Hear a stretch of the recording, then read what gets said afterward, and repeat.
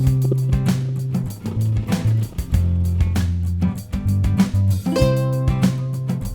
na yung tabing dagat mga kalabarkada.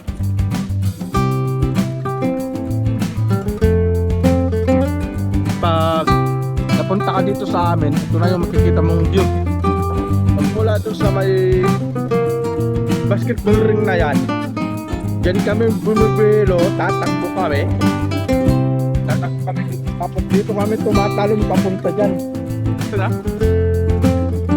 Ay, ikaw nang bahala magbigay sa mga kasama mo. Ma'am? Ulpot na bilan may baba. Ay, dito po ma'am. Dito po. Ay, samahan ko na po kayo.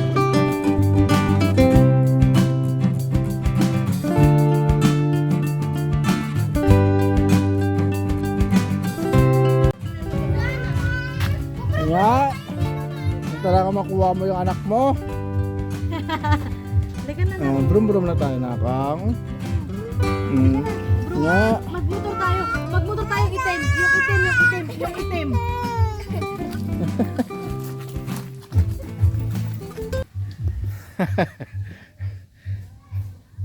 Yo, what's up mga kalabarkada?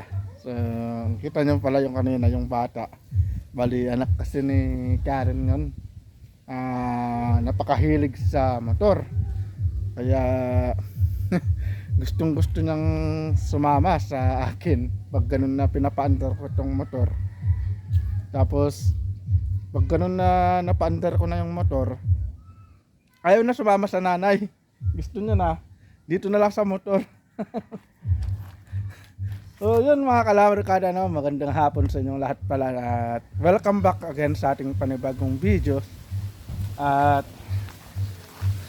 bago pala natin i-introduce yung gagawin natin ngayon, ay nais ko palang paalam muna sa inyo na hindi muna natin magagamit itong si Raptor dahil wala pa naman kasi tayong biyahe at isa pa sa susunod na araw pa kasi yung biyahe nitong si Raptor. Pero abangan nyo yun dahil ibabiyahe natin siya. Long drive na naman papunta sa Alaminos. So mga sa susunod na araw siguro, bali doon na natin i-biyahe si Raptor. Kadahilan ng puno na nga muna, full pack pa o nung tawag dito, full stock pa kasi yung tindahan, kaya hindi muna natin pwedeng kargahan ng kargahan dahil wala nang space o wala nang mapaglagyan ng mga ibang paninda. Kaya yun ang dahilan kaya hindi muna tayo makakapagbiyahe. So ito i-introduce ko na kung ano yung gagawin natin. Bali ito muna yung gagamitin natin sa red. So pupunta muna tayo dun sa may baba, dun sa Karot, kasi itong lugar namin dito ay sitio, tapos yung pinakabarangay ang tawag dun ay Karot. So yun ang pupuntahan natin ngayon. Siguro titingin tayo ng kung anong pwedeng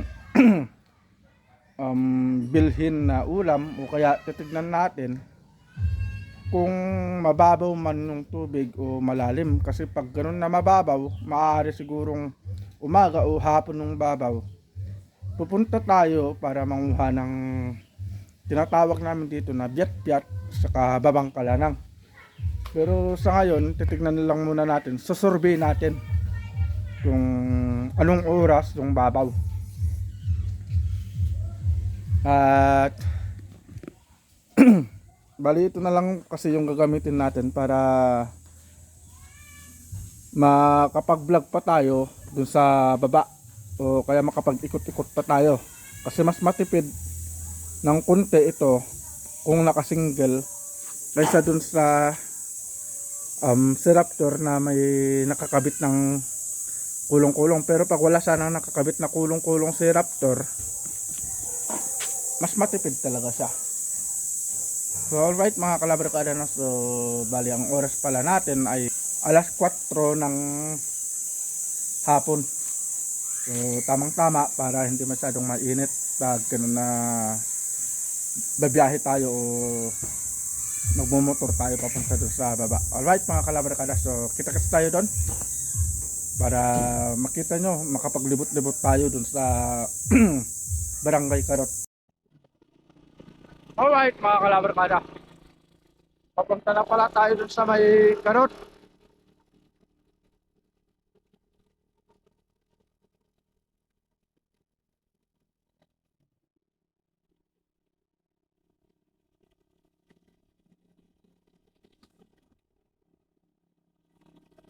Ang Karot pala mga kalabarkada, isa sa pinakamaraming populasyon dito sa bayan ng Aninta. Kasi syempre kasama na rin itong Sitio Marimpay, itong lugar namin. Ang populasyon kasi nitong Sitio Marimpay ay almost same na sa isang barangay.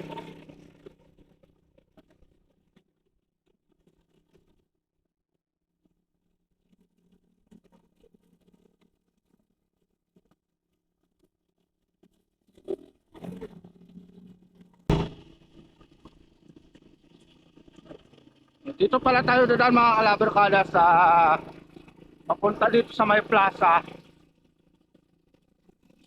Tapos iikot tayo papunta doon sa may tabing dagat.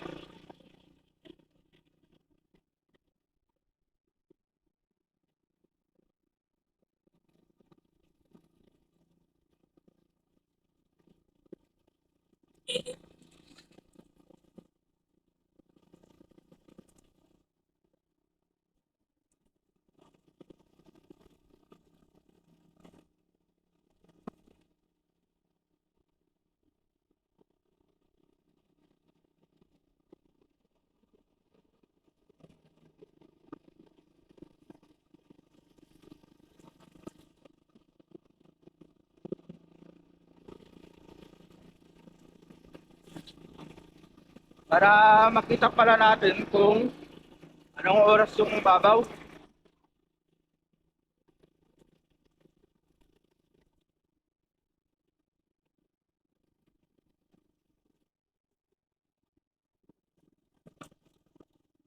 Yung plaza pala mga kalabarkada.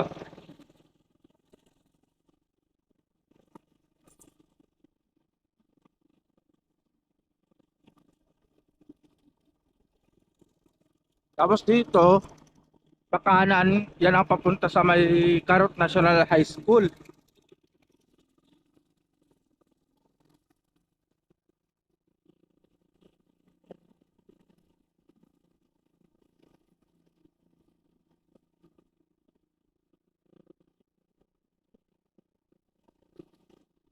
So iikot pa tayo, iikutin natin doon. Bali may shortcut sana dito na papunta sa tabing dagat, kaso iikutin natin to para may pasyal ko kayo dito sa buong Karot.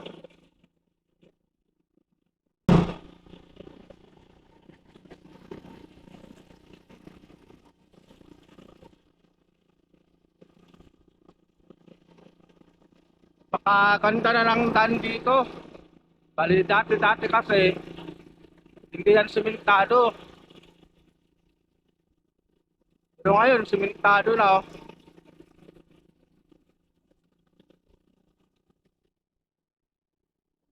Lalaki na rin ang bahay dito mga kalabarkada.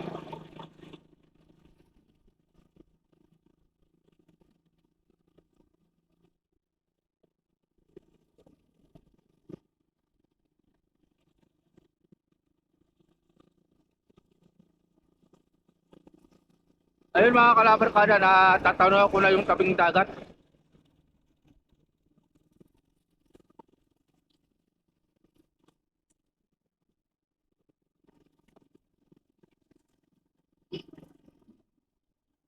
Okay.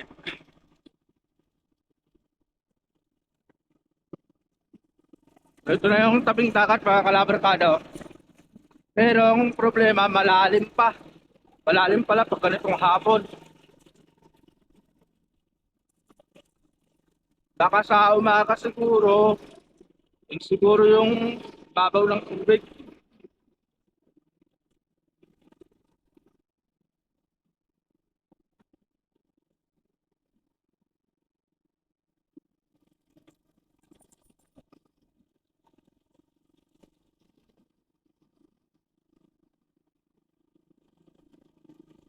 Mainit pa rin kahit na alas 4 na. Napakainit pa rin.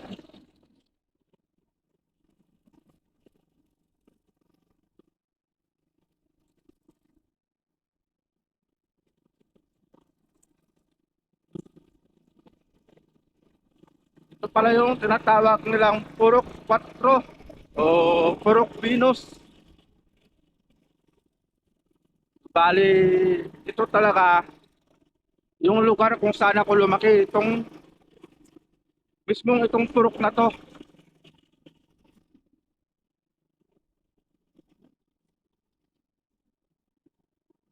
Ang bahay, oh.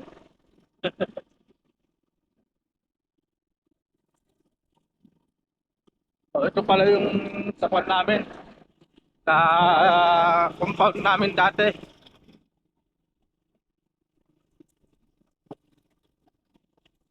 Pero wala nga dyan yung mga magulang ko. Alright.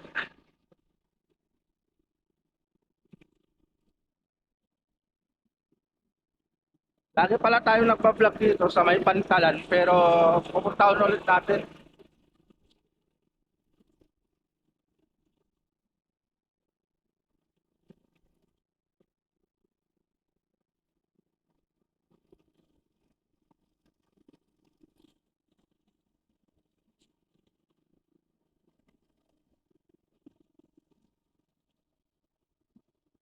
Alright. So, napakalakas ng hangin. Makita nyo yung mga daluyon kung tawagin sa amin o yung alon. Napakalakas ng alon kaya malabo na makapunta tayo na manguha ng mga shells kasi dito sa part na to dito ako madalas na pumupunta para manguha ng mga shells.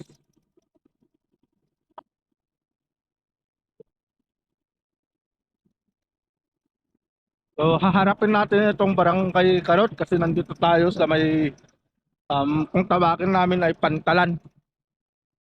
So, yung banda ron, yun ang tinatawag nila dun na Rungos. Tapos ito na Barangay Purok 4 o Pinos. Purok 4 pa rin yan pero dito sa banda rito, ang tawag dyan ay Balas. So ito yung makikita mong view na pag napunta ka dito sa amin, ito na yung makikita mong view. Bali, itong basketball court na pala na to ay bali tinayo pala namin yan nung kasagsagan ng tambay ko dito sa amin. Bali sa pangunguna ni Kuya Alan Rafanan, yung nandito kabarkada ko. Kami yung unang-unang naglagay talaga ng um, basketball ring dito. So, napakalakas kasi ng hangin, hindi ko alam kung naririnig niyo ako. Pero kung makikita nyo kasi yung alon, napakalakas, napakalaki.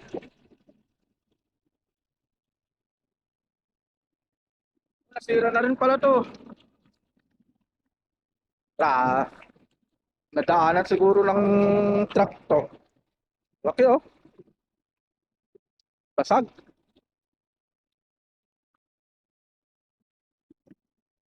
Dito pala yung minsan dito sila um nagtaong yung mga mangingisda. Yung iba, pero kasi yung ibang mangingisda kasi nataka dito sa amin, dinadirect na kasi yung mga huli nila dun sa mismong tapat ng mga bahay nila. Ay, maingay. Patayin muna natin po si Red.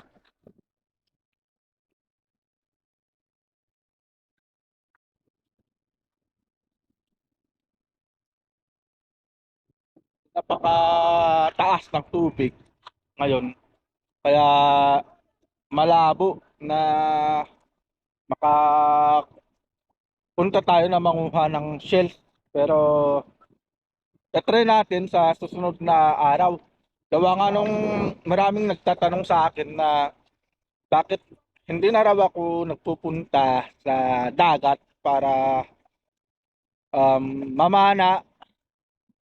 Hindi na ako nagpupunta sa dagat para manguha ng mga isda. Sa lahat ng nakapanood kasi na alam yung dahilan kung bakit. Gawa nga nung nasira nga yung GoPro natin at wala na talagang pag-asa. Kaya malabo na makapunta tayo. Pero hindi natin alam yung susunod na bukas. Maaari siguro na may chance pag nag-click itong vlog natin, eh makabili tayo ng GoPro. Pero naka-focus na kasi tayo sa motovlogging na may kasamang everyday life. So yun yung um, content na natin na motovlogging na may kasamang everyday life sa ating vlog. About kay Raptor, kay Red, kung saan saan tayo nagpupunta, naghahakot ng mga paninda. At tawag dito yung kung may pinapagawa kay Raptor, pinapagawa kay Red, o nagkukumpuni tayo. Basta yung ganong content focus sa ganong label ng pagbablog about sa everyday life at motovlogging.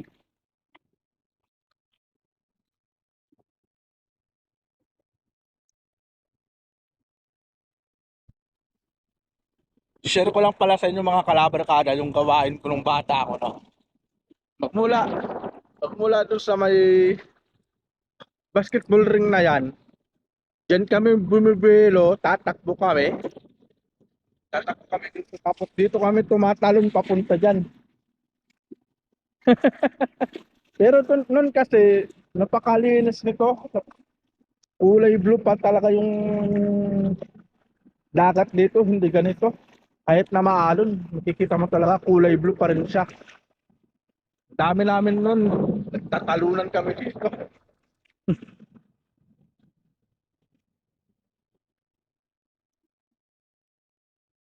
Tapos lumalangoy pa kami hanggang doon.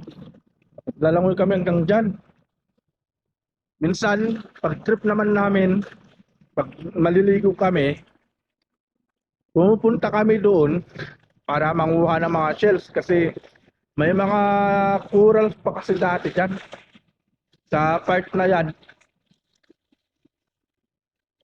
nanguha kami ng shells, tapos ginagawa namin, niluluto namin, tapos kinakain lang namin. Ganun lang trip namin nun. Ng mga tropa ko, wala pa kasi mga cellphone, ganun lang. Tapos minsan, pinapagalitan kasi ako ng nanay ko. Kasi syempre, kumukuha kami ng shell. Ako naman, kinukuha ko yung kaning baaw dun sa bahay. Dinadala ko dito para, yun yung parang kanin na namin. Tapos, yung kinakagalit kasi ng nanay ko nun, hindi ko na iuwi yung kaldero.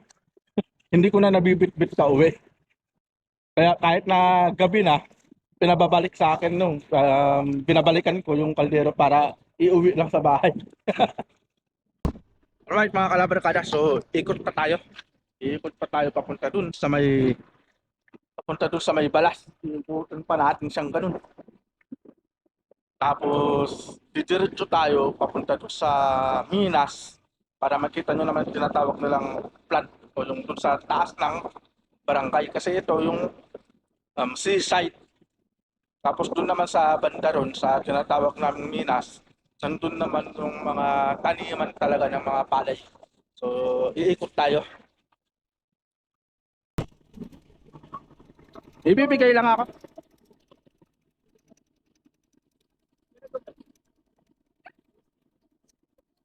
Ito na. Ay, ikaw nang bahala magbigay sa mga kasama mo.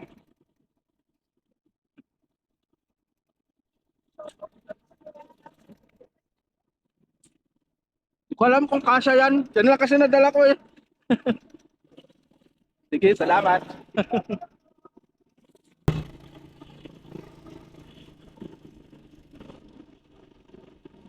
Alright mga kalabarkada.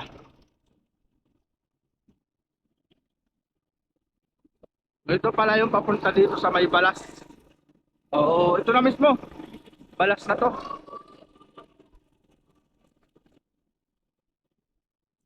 Uy,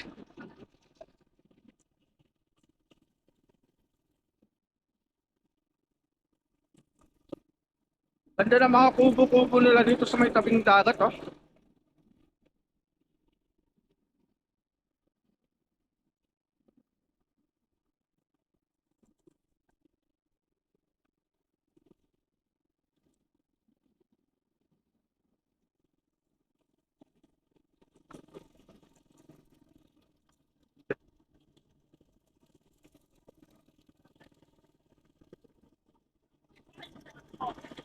Ma'am, Ulpot na Villanueva po. Ay, dito po ma'am. Dito po. Ay, samahan ko na po kayo. Ano na Uncle Ulpot? Yun po.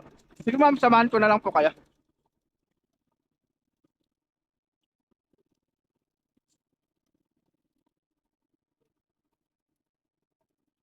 Nalagpasan nyo na po kasi ma'am. Ito na kami. Baka dala ka doon pa. Ah, hindi. Dito po. May papasok po kasi. Ah, doon pa po. Lalagpas pa doon. May papasok po pa kanan.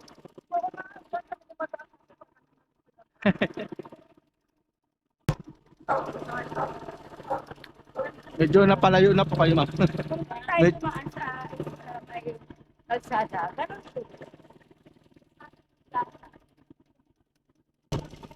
Taong hinahanap nila.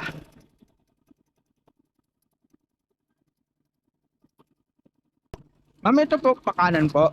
Tapos pagdating niyo po ma'am dyan, magtanong na lang po kayo kasi malapit na po dyan.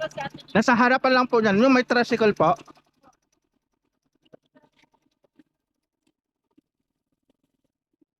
Ah, sige po ma'am. Alright.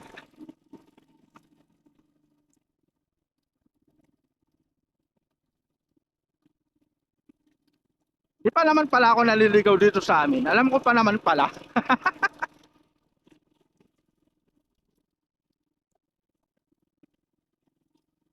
Yung kanina pala mga kalabarkada, yung sabi ko, yung nandun, papunta doon yung Carrot National High School. So ito naman, papasok pa rin siya, papunta sa tabing dagat. So ito yung dadaanan naman natin ngayon, yung sa Carrot National High School.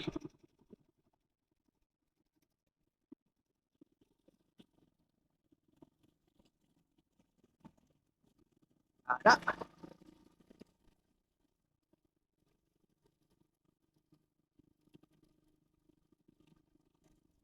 So ito pala mga kalabarkada, yung National High School.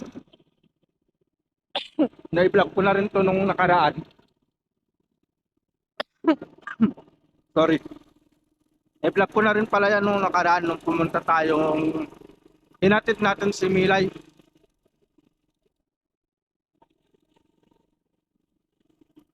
So ito yung sinasabi ko sa inyo na pagpasok pa lang natin dito, taniman na agad ng palay yung makikita natin.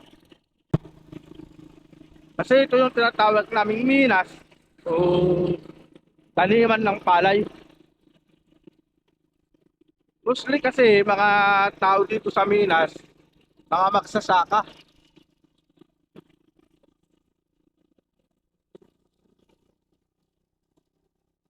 Pero napakakanda ng kombinasyon ng Barangay Carrot dahil sa baba, dun nga sa pinanggalingan natin ay nangamingisda yung mga tao. Tapos pagdating naman dito sa taas ay mga magsasaka yung mga tao. So parang kung may pang-ulam, meron ding isasaing na bigas. O, di ba? Kaya tinatawag din kasi nila itong barangay namin na isa sa pinaka mayaman na barangay dito sa bayan ng Anda. Alright.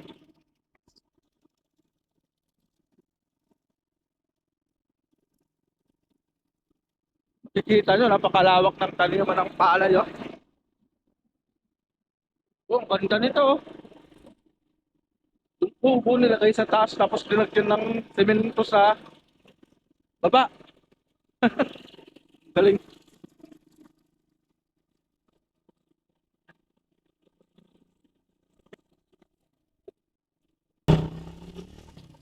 Alright mga kalabarkada, so papauwi na rin tayo.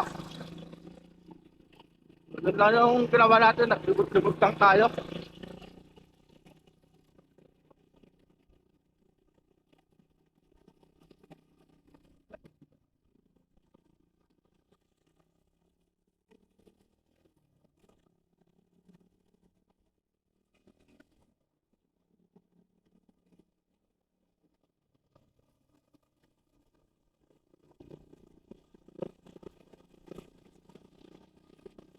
Ito rin pala yung Sitio Marimpay mga kalabarkada. Makikita nyo, napakalawak din ng taniman ng palay dito sa amin. Tapos, pangunahin din nahanap buhay ng mga tao dito, yung pag-aalaga nila ng mga baka, mga hayop, mga kambing.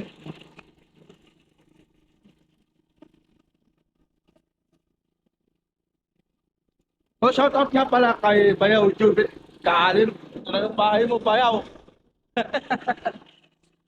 Lapit na matapos Bayaw Jubit. Kunting tsaga mo pa dyan. Matatapos mo yan.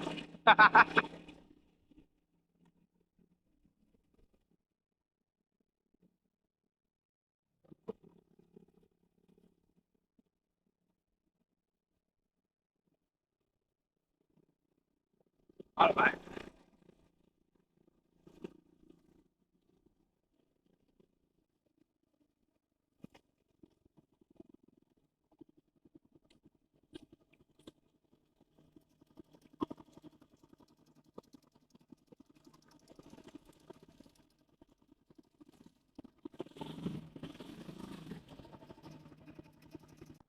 Alright mga kalabarkada, so dito na tayo sa bahay. At nakita nyo naman kung gaano kaganda itong barangay namin. O magmula dun sa barangay Karot hanggang dito sa may Sitio Marimpay. So yun lang yung vlog natin ngayong araw mga kalabarkada. At siguro dito na matatapos yung vlog natin. Ganda ng gupit ko na. Alright, so ingat po tayong lahat. At God bless po. See you po sa next na vlog natin. So abangan nyo po yung biyahe ni Raptor. Kasi gaya ng sabi ko, ilolong drive natin yan papunta sa Alaminos. Alright, yun lang mga kalabarkada. So see you po sa next vlog natin. So, ingat po tayong lahat and God bless po. Alright mga kalabarkada, so may pahabol pala tayong vlog.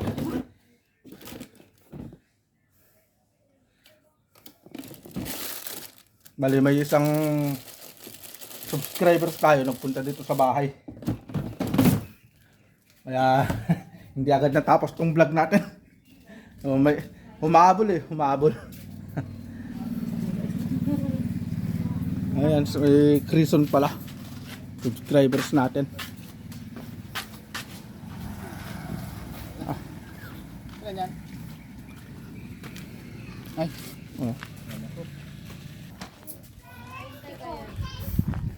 Alright mga kalabarkada, so see you po sa next vlog ulit natin. Pangalawang paalam na to. Alright, ingat po tayong lahat and God bless po.